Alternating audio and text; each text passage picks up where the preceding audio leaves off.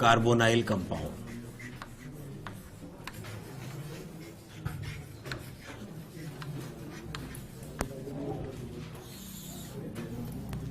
हम एल्डिहाइड्स और कीटोन्स को कॉमनली कार्बोनाइल कंपाउंड्स बोलते हैं, ठीक है ना।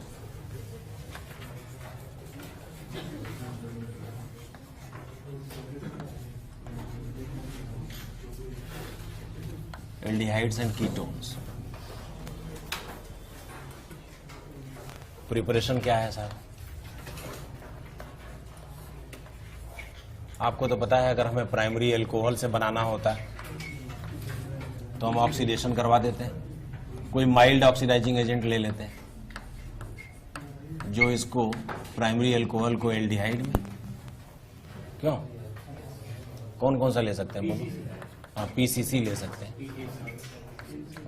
और सेकेंडरी एल्कोहल को कीटोन में कन्वर्ट कर देगा। पीसीसी ले सकते हैं इसमें, है ना। अगर हम डीहाइड्रोजिनेशन करवाएं,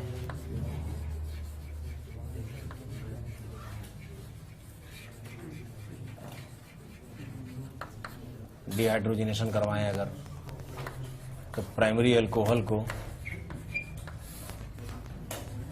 कॉपर 300 डिग्री सेंटीग्रेड पे करें तो ये हो जाएगा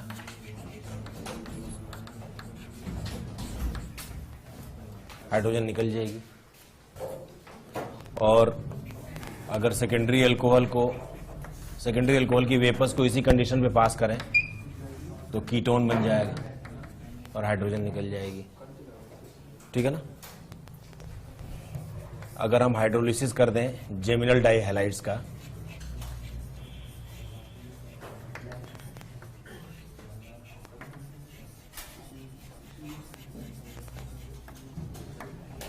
जेम डाइहैलाइड्स का हाइड्रोलिसिस कर लो,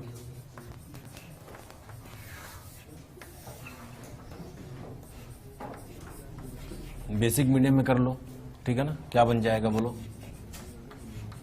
ये हाइड्रेट्स बन जाएंगे, एक ही कार्बन पर 2 OH, अनस्टेबल है, क्यों, H2O निकल जाएगा। So after removal of H2O you will get aldehyde.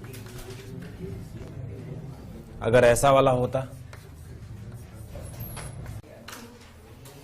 तो जेमिनल डाइक्लोराइड्स और geminal dihalides on hydrolysis give aldehyde and corresponding aldehyde in ketone, depending upon कि ये टर्मिनल है या नॉन टर्मिनल है, ठीक है ना।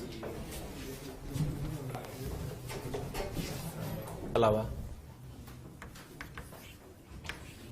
एक और मेथड है फ्रॉम ड्राई डिस्टिलेशन ऑफ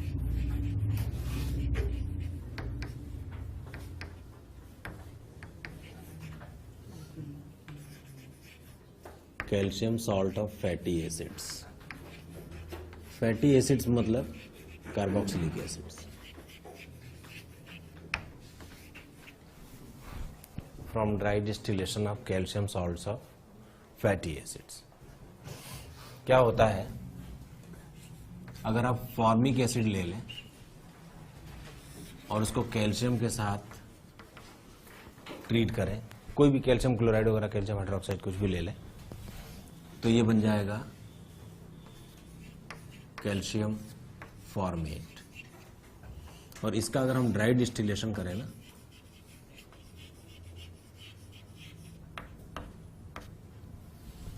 तो ये बन जाएगा HCHO प्लस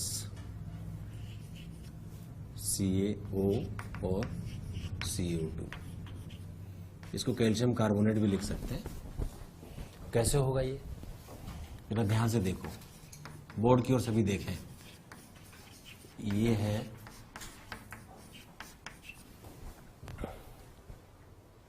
कैल्शियम फॉर्मेट। जब हम हीट करते हैं ना तो ये इधर, ठीक है ना, कैल्शियम ऑक्साइड बनाता है, ये इधर, और इसमें ये H- इधर आ जाए।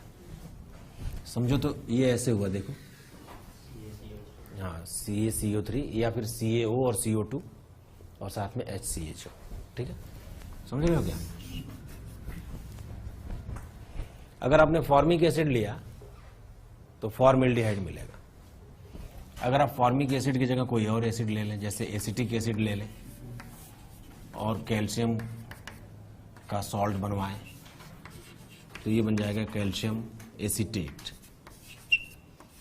इससे मिलेगा कीटोन और प्लस वही CaO और CO2। ठीक है ना। ये कैसे होगा देखो, जरा देखो, ये इसकी स्ट्रक्चर बना रहा हूं,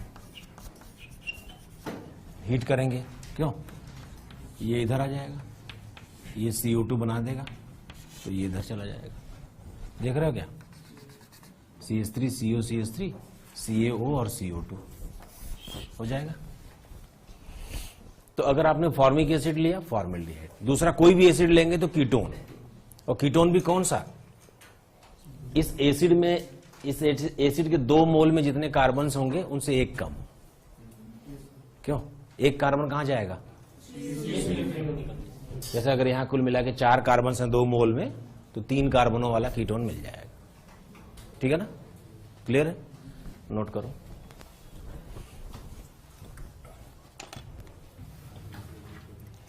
इसी में अगर फॉर्मिक एसिड और मान लो एसिटिक एसिड दोनों का मिक्सचर ले लें और कैल्शियम सॉल्ट बनाएं तो हमें देखो 3 तरह के सॉल्ट मिलेंगे, क्या, एक मिलेगा HCOO twice Ca, एक मिलेगा CH3COO twice Ca, क्यों, और एक क्या मिलेगा ऐसा वाला, दोनों एसिड का क्रॉस, क्यों, ठीक है ना।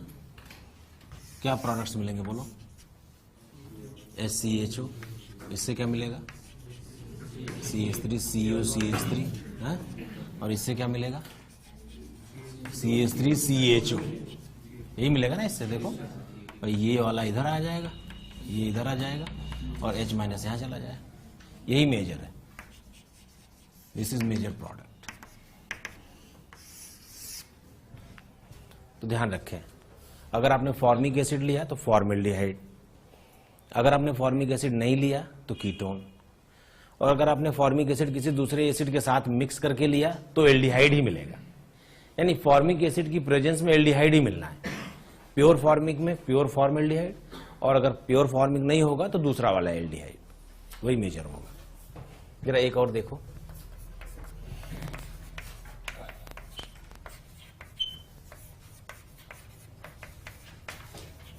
ये देख रहे हो, ये है हेक्सेन डाइओइक एसिड ना, बताना जरा, अगर हमने कैल्शियम सॉल्ट बनवाया तो क्या बन जाएगा बताओ,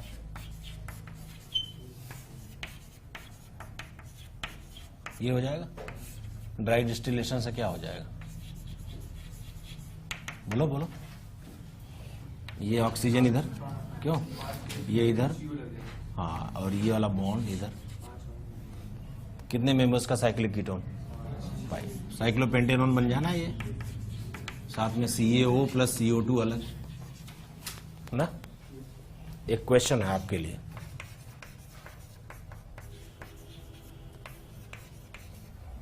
ये है हेप्टेन डाइओइक एसिड, बोलो, करके बताना फिर ना।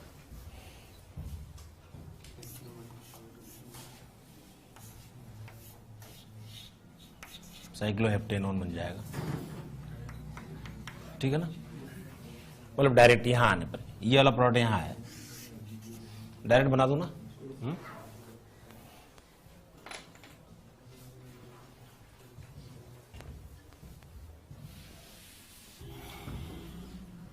एल्डिहाइड के लिए एक रिएक्शन है, ये शायद 6 तो होगी ना, फ्रॉम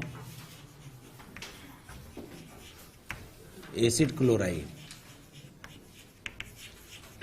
आपको याद होगा हम लोगों ने किया था रोजनमंड्स रिडक्शन,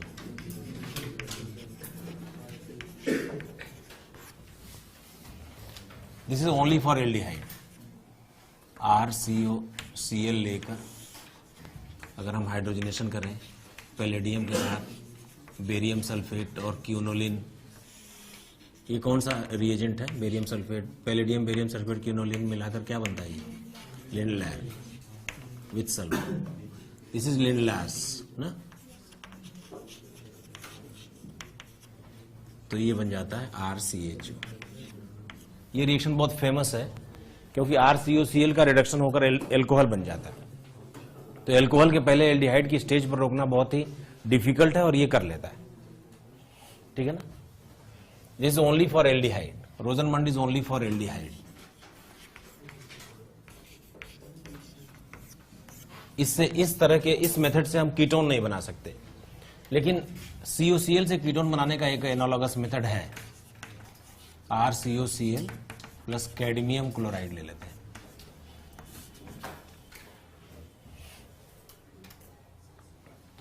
नहीं sorry, not cadmium chloride, alkyl cadmium, dialkyl cadmium ले लेते हैं। It is not cadmium chloride, it is dialkyl cadmium.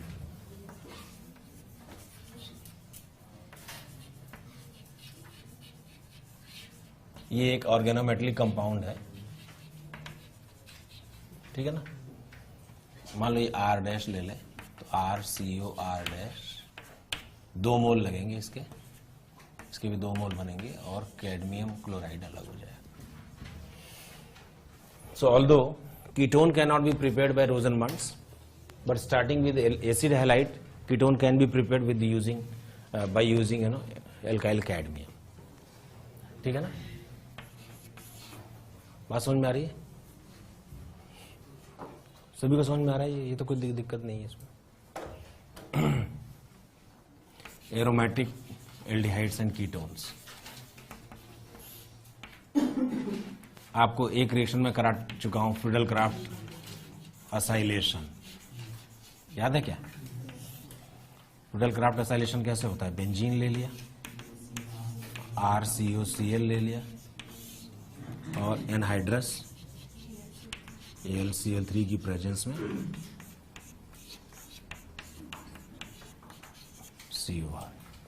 इस मेथड से यानी फ्रीडल क्राफ्ट असाइलेशन से हम एल्डिहाइड नहीं बना सकते, लेकिन एल्डिहाइड बनाने के लिए एक बहुत अच्छी रिएक्शन है इटार्ट्स रिएक्शन, एरोमेटिक एल्डिहाइड बनाने के लिए, तो वो करता हूं। किसी बात एनसीआर है एरोमेटिक एल्डिहाइड बनाने के लिए टोल्यूइन के ऊपर अगर हम क्रोमाइल क्लोराइड की रिएक्शन करवाएं, दिस इज क्रोमाइल क्लोराइड,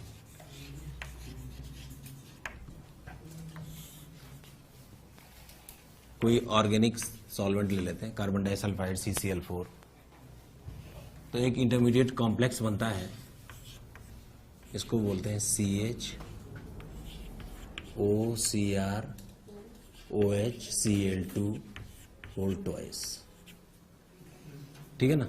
ये क्रोमियम कॉम्प्लेक्स कहलाता है। एनसीईआरटी में इसका ये रिएक्शन लिखी हुई है, और हम इसको अगर हम एसिड मीडियम में हाइड्रोलाइज कर दें ना तो बेंजल्डिहाइड बनता है। This reaction is named as Etard reaction, Etard's reaction. वैसे टोल्यूइन से क्रोमियम ऑक्साइड के द्वारा ऑक्सीडेशन करके भी एसिटिक एनहाइड्राइड की प्रेजेंस में एक रिएक्शन करवाई जाती है, इससे भी हम एल्डिहाइड बनाते हैं, ठीक है ना। इसमें भी एक इंटरमीडिएट पहले बनता है ऐसे CHOCOCH3 ना बेटा, होल ट्वाइस, और फाइनली इसको अगर हम हाइड्रोलाइज कर दें थोड़ा टेम्परेचर देने पर ये एल्डिहाइड बन जाता है, ठीक है। तो क्रोमाइल क्लोराइड वाली रिएक्शन जो है वो इटार्ड रिएक्शन कहलाती है। ये भी एक ऑक्सीडेशन रिएक्शन है, chromium oxide is an oxidising agent, ठीक है। तो इस तरह से हम एरोमेटिक एल्डिहाइड्स बना सकते हैं। एक और टोल्यूइन से करना है तो एक और रिएक्शन है, अगर आप मान लो टोल्यूइन लेकर क्लोरीनेशन करवाएं यूवी लाइट की प्रेजेंस में और डाई क्लोरीनेशन करवाएं, डाई डिफिकल्ट है, बहुत ज्यादा कंट्रोल्ड रिएक्शन करनी पड़ेगी क्योंकि ट्राई क्लोरीनेशन भी हो सकता है, ठीक है ना। तो डाई क्लोरीनेशन करवाने से ये बन जाएगा बेंजल क्लोराइड, और अगर आप इसकी हाइड्रोलिसिस कर देंगे ना,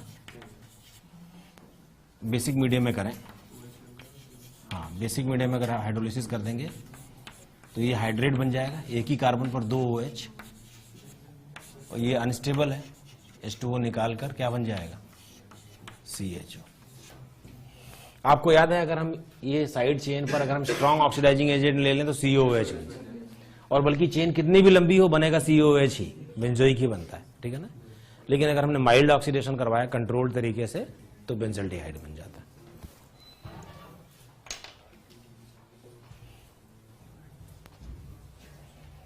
एक रिएक्शन है, नाम है फॉर्माइलेशन ऑफ बेंजीन।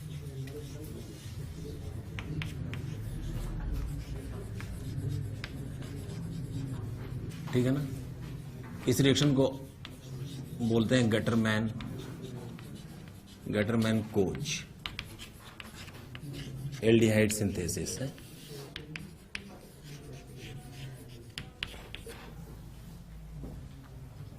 क्या रिएक्शन है देख लो। बेंजीन की रिएक्शन करवाते हैं, कार्बन मोनोऑक्साइड HCl और एनहाइड्रस AlCl3 ले लेते हैं, थोड़ा सा क्या ले लेते हैं CuCl2 Cu2Cl2, क्यों क्यूप्रस क्लोराइड है ना, एक ही बात है, ठीक है ना। तो इससे फॉर्माइल ग्रुप जो है बेंजीन रिंग पर आ जाता है। इसका मैकेनिज्म देखो, बड़ा सिंपल है। AlCl3 आपको पता है लुईस एसिड है, Cl- को निकाल लेगा, H+ बनता है, ठीक है ना। ये जो H+ है ये कार्बन मोनोऑक्साइड पर अटैक करेगा। कार्बन मोनोऑक्साइड में ट्रिपल बॉन्ड है जिसमें कार्बन पर है नेगेटिव चार्ज और ऑक्सीजन पर है पॉजिटिव चार्ज, यही तो है ना। ऑक्सीजन ने कोऑर्डिनेशन कर रखा है, तो ये क्या बन जाएगा बोलो, H यहाँ लग जाना है। जैसे H लगेगा इलेक्ट्रॉन ले जाएगा ऑक्सीजन वापस, तो क्या बन जाएगा ये बन जाएगा ऐसे, इस तरह का कैटायन। ये इलेक्ट्रोफाइल है ना, ये क्या करता है, यही इलेक्ट्रोफाइल बेंजीन रिंग पर जैसे कोई भी इलेक्ट्रोफिलिक अटैक होता है वैसे ये कर लेता है अटैक। ये तो हमने सीखा है। ये SR रिएक्शन हो रही है। ये बॉन्ड्स की पोजीशन को थोड़ा चेंज कर देता हूं। So this is electrophilic attack. अब ये बन जाएगा सिग्मा कॉम्प्लेक्स, ठीक है ना। यहां पर है प्लस चार्ज, इसमें रेजोनेंस होगा, ये सब आपको पता है ये। उसके बाद क्या होगा, उसके बाद AlCl4 जो यहां पर पड़ा हुआ है, AlCl4 माइनस H+ को रिमूव कर देता है ताकि बेंजीन की एरोमेटिसिटी पूरी हो सके। तो इस तरह से हमें मिलता है benzaldehyde. Gattermann coach aldehyde synthesis बोलते हैं इसको, ठीक है। कीटोन कर लिया है, एक आध रिएक्शन अगर रह गई थोड़ी जगह छोड़ देना, कुछ भूल गए हो तो वापस लिखेंगे। Chemical reactions of carbonyl compounds.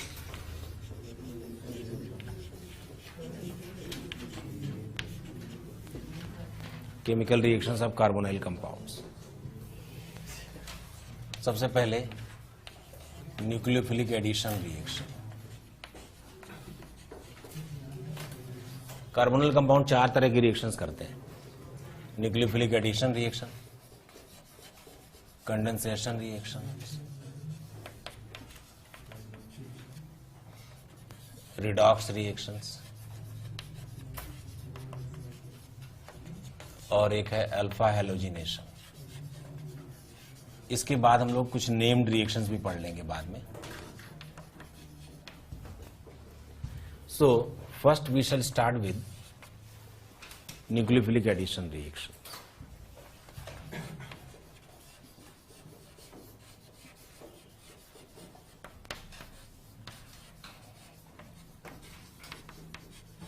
अगर हम रिएक्शन मैकेनिज्म और रिएक्शन के टाइप्स के हिसाब से देखें तो जो हम पढ़ते हुए आ रहे हैं ना हमारे सिलेबस में, ये आखिरी टाइप है रिएक्शन का जो हम देख रहे हैं, ठीक है ना। बाकी हर तरह की रिएक्शन हमने पढ़ ली है। हम लोगों ने शुरुआत की थी रिएक्शन पढ़ने की न्यूक्लियोफिलिक सब्स्टिट्यूशन से, फिर उसी में एलिमिनेशन पढ़ा, फिर फ्री रेडिकल सब्स्टिट्यूशन पढ़ा, फिर electrophilic addition double bond, carbon carbon double bond, carbon triple bond पे। उसके बाद हमने इलेक्ट्रोफिलिक सब्स्टिट्यूशन पढ़ लिया एरोमेटिक सिस्टम पर। अब न्यूक्लियोफिलिक एडिशन। हमें तीन ही तरह की रिएक्शन पढ़नी थी, सब्स्टिट्यूशन, एलिमिनेशन और एडिशन। तो सब्स्टिट्यूशन में दो तीन तरह के हो गए, SN, SE, SFR, SN2AR, ये सब। एलिमिनेशन में E1, E2, E1, CB। और एडिशन में दो होते हैं, इलेक्ट्रोफिलिक एडिशन और न्यूक्लियोफिलिक एडिशन। तो इलेक्ट्रोफिलिक एडिशन हमने पहले पढ़ लिया था, अब हम न्यूक्लियोफिलिक एडिशन पढ़ने जा रहे हैं। और रिएक्शन के टाइप के हिसाब से हमारे सीक्वेंस में आखिरी है, यहाँ के रिएक्शन मैकेनिज्म कंप्लीट होता है। ठीक है, दो तरह की देखो, जैसा कि मैंने आपको पहले ही बताया था, किसी एडिशन रिएक्शन में न्यूक्लियोफाइल और इलेक्ट्रोफाइल दोनों ही बारी बारी से एडिशन करते हैं, लेकिन रिएक्शन का नामकरण इस बात पे डिपेंड करता है कि कौन सा वाला रिएजेंट RDS में अटैक करता है। ठीक है ना। तो किसी कार्बोनाइल कंपाउंड में ये है कार्बोनाइल ग्रुप, कार्बन के ऊपर पार्शियली पॉजिटिव चार्ज है और ऑक्सीजन के ऊपर पार्शियली नेगेटिव चार्ज है। इलेक्ट्रोनेगेटिविटी के डिफरेंस की वजह से अगर कोई रिएजेंट आता है जो इलेक्ट्रोफाइल भी जनरेट कर सकता है और न्यूक्लियोफाइल भी जनरेट कर सकता है, तो न्यूक्लियोफाइल कहाँ आएगा बताओ, कार्बन पर या ऑक्सीजन पर?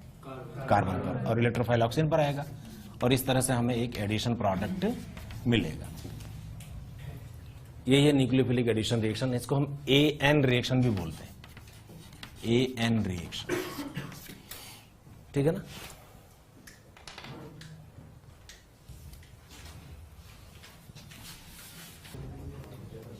मैकेनिज्म ऑफ AN रिएक्शन दो तरह से होता है।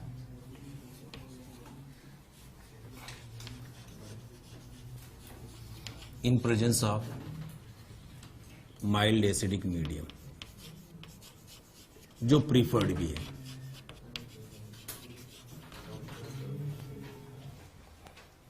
क्या होता है, माइल्ड एसिडिक मीडियम में सबसे पहले H+ आता है, जो हमारा इलेक्ट्रोफाइल भी है। एसिडिक मीडियम में H+ आता है जो इलेक्ट्रोफाइल भी है, और ये प्रोटोनेशन कर लेता है। ये एक फास्ट स्टेप है, और प्रोटोनेशन के पश्चात ये बन जाता है कार्बोकैटायन। उसके बाद न्यूक्लियोफाइल आता है जो RDS में आता है। ये जरूरी नहीं कि RDS पहला ही स्टेप हो, जो स्लोएस्ट स्टेप होता है उसको RDS बोलते हैं, और इस तरह हमें मिलता है addition product. Mild acidic medium में H+ खुद ही व्हाट यू कॉल इलेक्ट्रोफाइल भी होता है। और एसिडिक मीडियम में रिएक्शन ज्यादा फास्ट होती है, क्योंकि कार्बोनाइल कार्बन के ऊपर पॉजिटिव चार्ज का अमाउंट बढ़ जाता है। इस रिएक्शन में जो इंटरमीडिएट है ना, वो है कार्बोकैटायन। और मैं आपको एक इंपॉर्टेंट बात बताऊं, हम लोगों ने हमेशा पढ़ा है कि stable the intermediate faster the reaction. यहां उल्टा है, यहाँ unstable the intermediate faster the reaction. Why? Because carbocation is not being formed in the RDS। You understand? हाँ, तो कार्बोकैटायन के ऊपर चार्ज जितना ज्यादा होगा, न्यूक्लियोफिलिक अटैक उतना ही ज्यादा होगा, और कार्बोकैटायन पे चार्ज अगर ज्यादा होगा तो इसकी स्टेबिलिटी कम हो जाएगी। You understand? Because this reaction, rate of this reaction depends upon the attacking speed of nucleophile, not on the stability of carbocation. तो ये जो फंडा है, जो हम अभी तक हम नारा लिखते थे कि stable the intermediate faster the reaction, वो इस वाले केस में एप्लीकेबल नहीं है। ठीक है ना, बात समझ में आ गई? तो क्यों नहीं स्ट्रॉन्ग एसिडिक मीडियम ले लेते? नहीं, कार्बोकैटायन तो बन जाएगा, नहीं, न्यूक्लियोफाइल डिस्ट्रॉय हो जाएगा। स्ट्रॉन्ग एसिडिक मीडियम में न्यूक्लियोफाइल डिस्ट्रॉय हो जाएगा, इसलिए हम माइल्ड एसिडिक मीडियम लेते हैं, ताकि वो कंप्लीट पॉजिटिव चार्ज को क्रिएट करा दे, रिएक्शन की स्पीड तो बढ़वा दे, लेकिन न्यूक्लियोफाइल को नष्ट ना करे। ठीक है। दूसरा मैकेनिज्म है in mild basic medium, in presence of mild basic medium.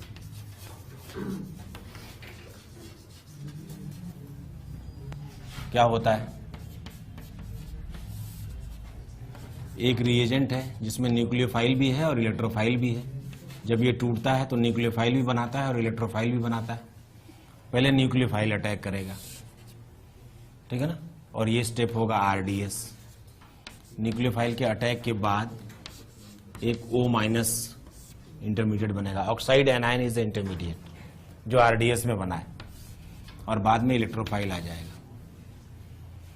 Electrophile will attack in a fast step, and this way we get the addition product.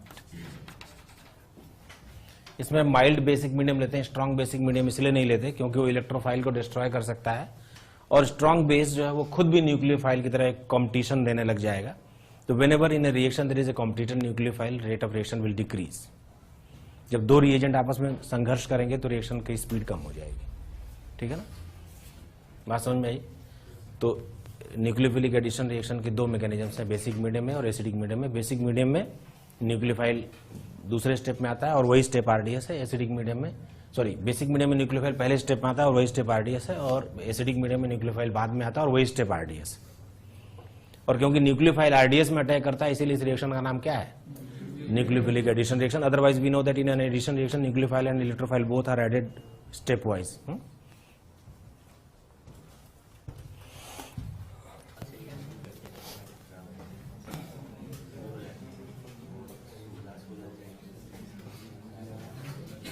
चलो,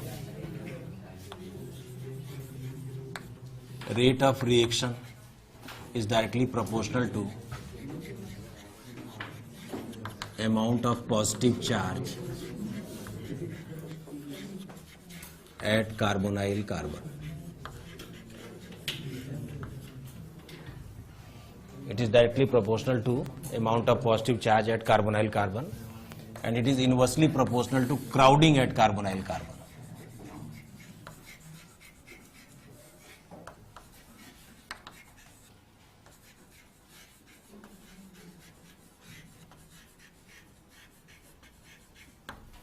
फॉर्मेल्डिहाइड, एसिटल्डिहाइड या प्रोपेनल्डिहाइड, ब्यूटेनल्डिहाइड, तो आप बताएं order of rate of nucleophilic addition क्या होगा? सबसे ज्यादा formaldehyde का होगा, उसके बाद इसका। क्यों? क्योंकि जैसे जैसे ये प्लस आई ग्रुप बढ़ेगा वैसे वैसे पॉजिटिव चार्ज कम होगा। क्यों? प्लस आई ग्रुप बढ़ेगा, प्लस आई मतलब electron donation, and due to electron donation of CH3, this positive charge, partial positive charge at this carbonyl carbon will be partially neutralized. ठीक है ना, बात समझ में आ रही है? अगर मान लो हमने एसिटल्डिहाइड लिया और ये इसका नाम है क्लोरल, ये है क्लोरल, या फिर फ्लोरल ले लें, तो आपका क्या विचार है? ऑर्डर क्या होगा? इंक्रीजिंग या डिक्रीजिंग? ठीक है ना, बात समझ में आ रही है? ये एल्डिहाइड ले रहा हूं,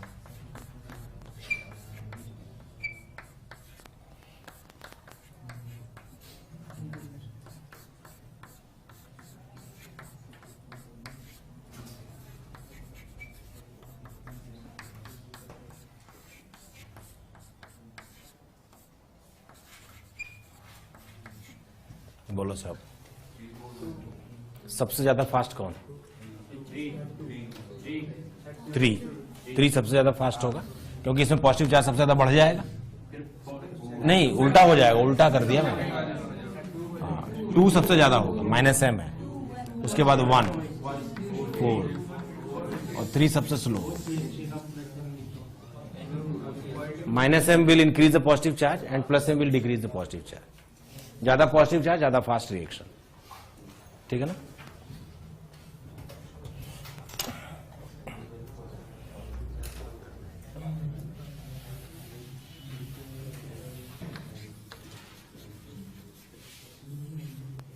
among isomers aldehyde is more reactive than ketone. कैसे? मान लो हमने ले लिया प्रोपेनल्डिहाइड और प्रोपेनोन, तो एक तो यहां प्लस आई भी ज्यादा है, क्यों? और क्राउडिंग भी ज्यादा है। तो इन वजहों से एल्डिहाइड की रिएक्शन, वैसे भी एल्डिहाइड की रिएक्शन कीटोन से ज्यादा फास्ट होती है, लेकिन आइसोमर्स में तो ये रूल स्ट्रिक्टली फॉलो होता है। ठीक है ना, एक और बात लिख लो, in presence of phenyl ring,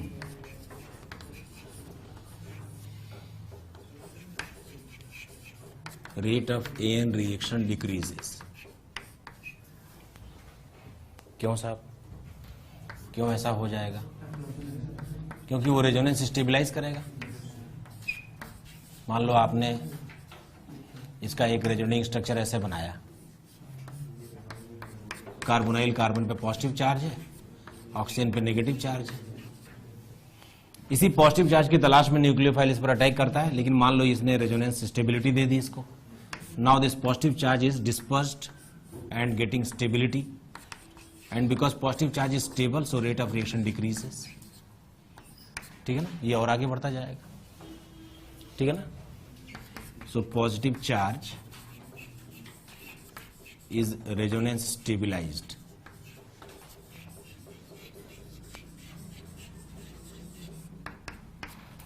and that's why rate of reaction decreases.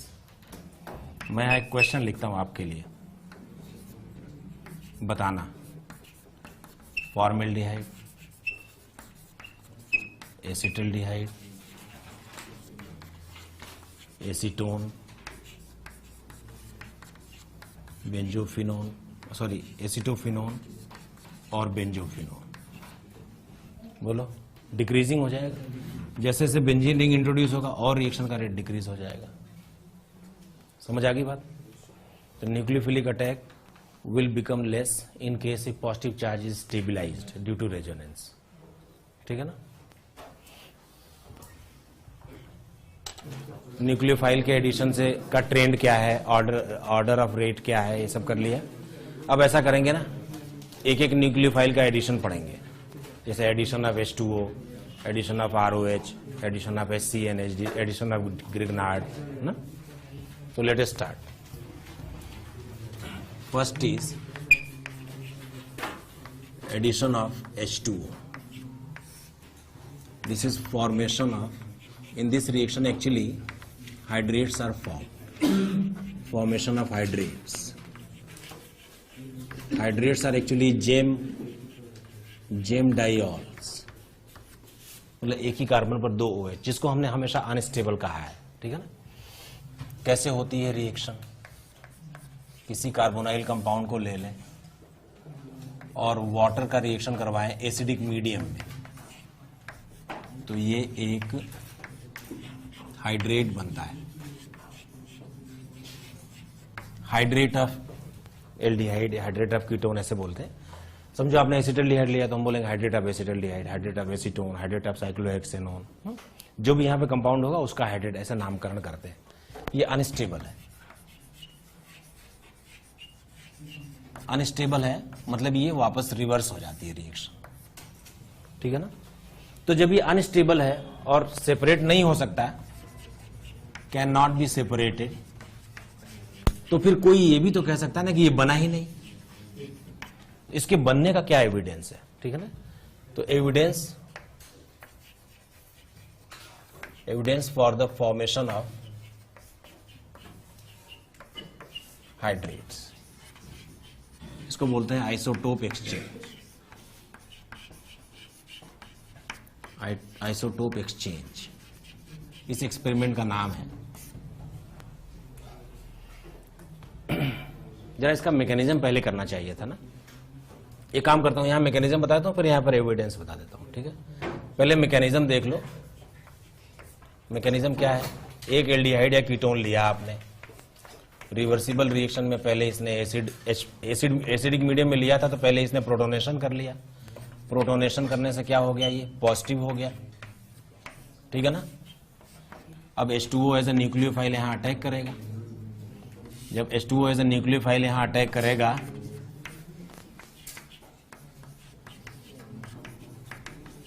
तो ये ऐसे हो जाएगा, फिर इसमें से H+ फायर हो जाता है, तो after firing H+ it becomes hydrate which is unstable and cannot be separated. अगर ये अनस्टेबल है, सेपरेट नहीं हो सकता, तो इसके बनने का क्या प्रमाण है? ठीक है, evidence, it is an experimental evidence. वो जो आइसोटोप इफेक्ट वाली बात कर रहा था मैं, मान लो हमने इस तरह का एक एल्डिहाइड या कीटोन ले लिया जिसमें ऑक्सीजन जो है वो नॉर्मल O16 ऑक्सीजन है। अब अगर H+ और H2O में हम H2O18 ले लें, मान लो हमने यहां जो ऑक्सीजन लिया वो H2O18 है, तो अगर हाइड्रेट बना होगा, तो एक जगह OH18 बनेगा और एक जगह OH बनेगा, अगर ये बना होगा, और इसमें से H2O18 निकल जाएगा तो इधर आ जाएगा। जिस समय H2O18 को एलिमिनेट करके इधर आने का चांस है, उस समय H2O को भी एलिमिनेशन मिल सकता है। क्यों?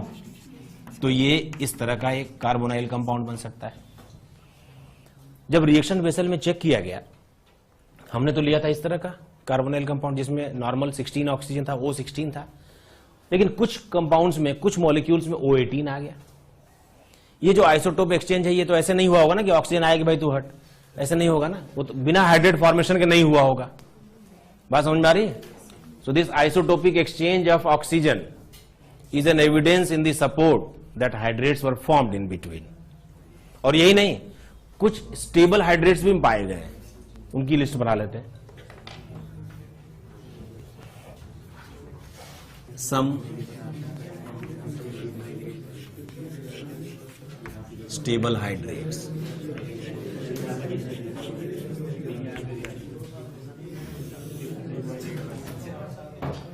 some stable hydrates. Boys, pay attention. पहला है, इसको बोलते हैं फ्लोरल। इसको जब हाइड्रेट बनवाते हैं ना बेटा, तो एक फ्लोरल हाइड्रेट बनता है।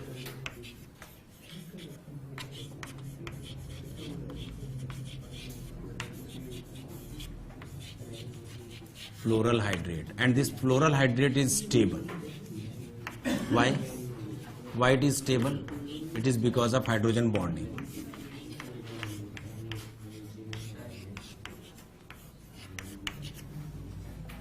Because of intramolecular hydrogen bonding, this floral hydrate is very stable. Similarly,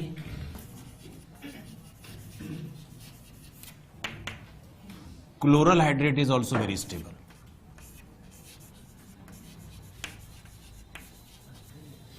Similarly, chloral hydrate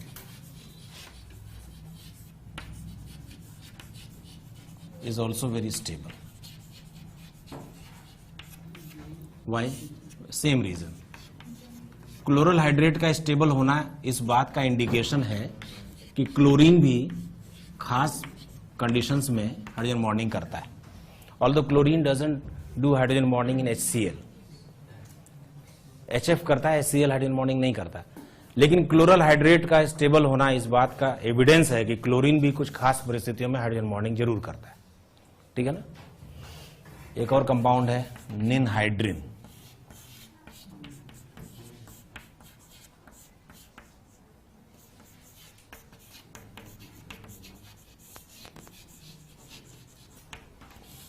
इसको भी अगर हम हाइड्रेट बनवाए ना, तो hydrate of ninhydrin stability show करता है।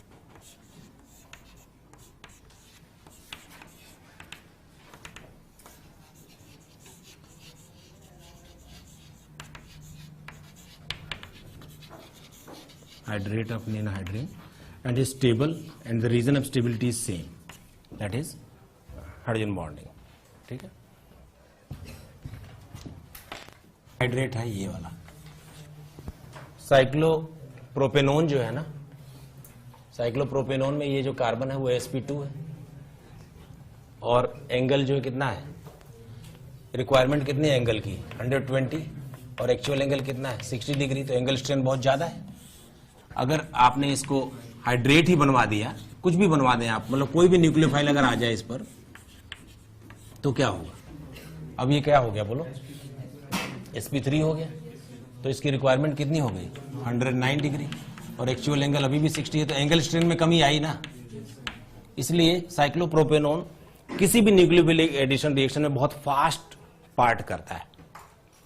साइक्लोप्रोपेनोन participates in a very fast manner in any nucleophilic addition reaction. Why? Because it is going to get relief from angle strain. ठीक है ना? Relief from angle strain increases stability.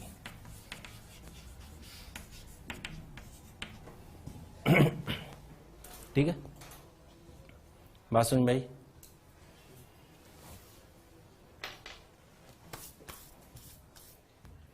तो आज के लिए इतना ही।